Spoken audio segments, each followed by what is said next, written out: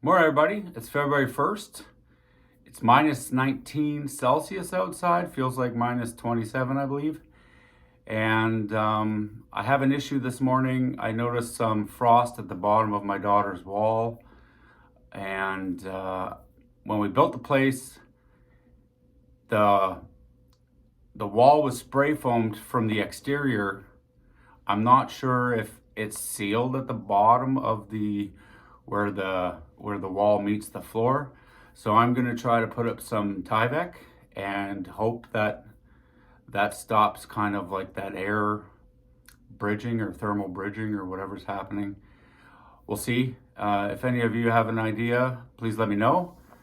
Also in this video, I'm gonna go over why we left the city and kind of how that all came about. So stay tuned.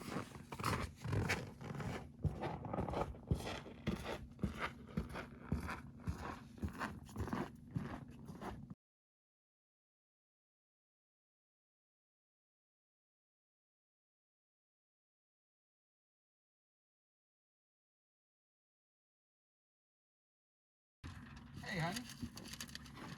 Waits for you to call for help.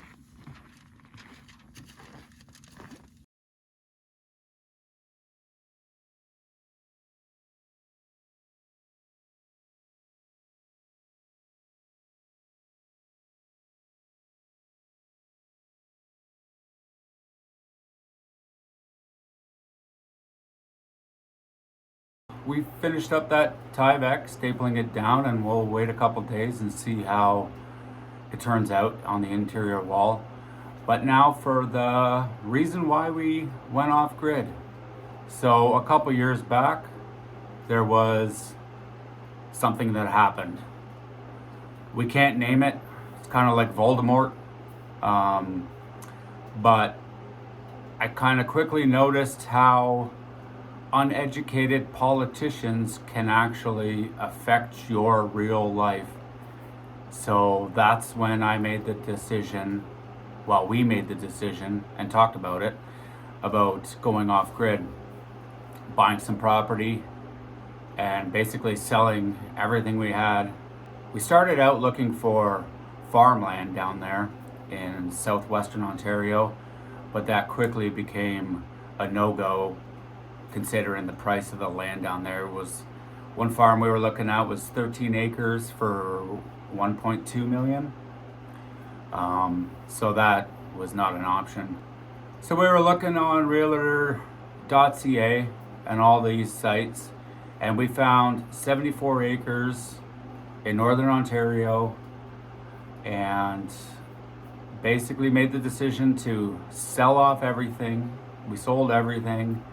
We left our house with a 6x12 travel trailer and moved up this way. We bought an RV so we could live on our land while we built. But that seemed to be a bigger issue once we actually saw our land, because there was no driveway, there was no nothing. We tried to get on our land, and I got the truck stuck in 5 feet of snow. When you buy land, you should figure out if there actually is a place to get on it. So anyways, for a while there, we were living in our trailer at a gas station while we figured out how to get gravel and build a driveway onto our land. There was this trailer, and that's it. And because there was a trailer on the property, we assumed that there was a driveway, but you know what they say about assuming. So we lived in the trailer while we built, and then there was issues that arose because we were buying a cabin from Easy Up Structures here in Ontario, and there was a delay on our building. So due to the delay, we ended up going with a new building that they had in stock, but that meant we had to reconfigure our foundation. So our house is built on helical piles. We paid a group of people to come in and screw those helical piles into the ground, and they go down about 20-25 feet.